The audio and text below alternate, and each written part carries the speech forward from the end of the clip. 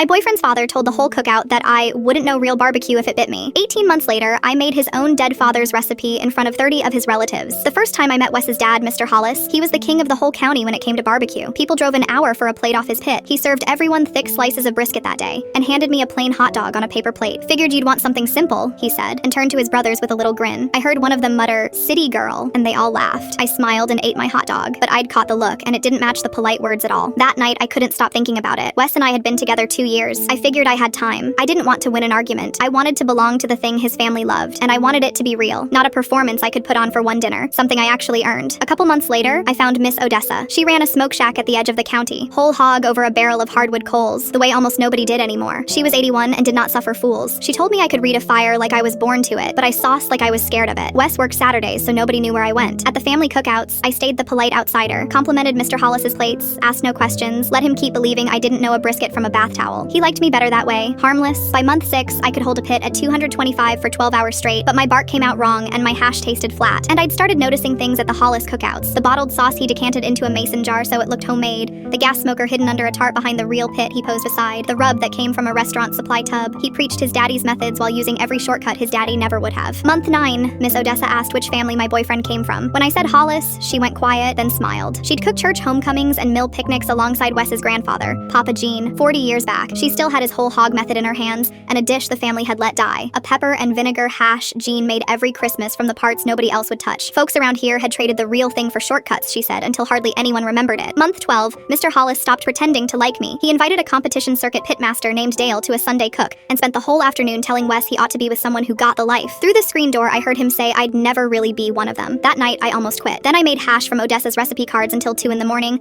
crying a little into the pot, and it finally tasted like something real. The big one was Papa Gene's memorial cook. The anniversary of his passing, 30-some Hollises in the yard. Mr. Hollis announced he'd handle everything the right way, the way some folks just don't understand, loud enough for me to hear. When I asked if I could bring one dish, he smirked and waved me on. A couple of cousins already had their phones out. I brought Papa Gene's hash. I'd been up since 4 with Miss Odessa's cards, cooked over coals from the exact cuts and the exact pepper he'd used. When I set the pot on the table, Wes's grandmother, Gene's widow, leaned over it, went completely still, and started to cry. "That's Gene's," she whispered. "That's exactly Gene's. Nobody's made that since he passed." The whole yard went quiet. Mr. Hollis just stood there with his mason jar of store sauce in his hand, and no color left in his face. He didn't say a word while everyone crowded the table. Wes finally told him I'd been learning for a year and a half, since the day he handed me that hot dog. Later, Mr. Hollis found me by the coolers and asked low how I knew the old way. I told him Miss Odessa taught me that she'd cooked beside his father for years. He went pale because he knew exactly how far he drifted from it. At our wedding the next fall, he stood up with a glass and admitted in front of everyone that he'd judged me all wrong, and that his own father would have liked me better than he liked his own barbecue. It's the only time I ever saw that man cry.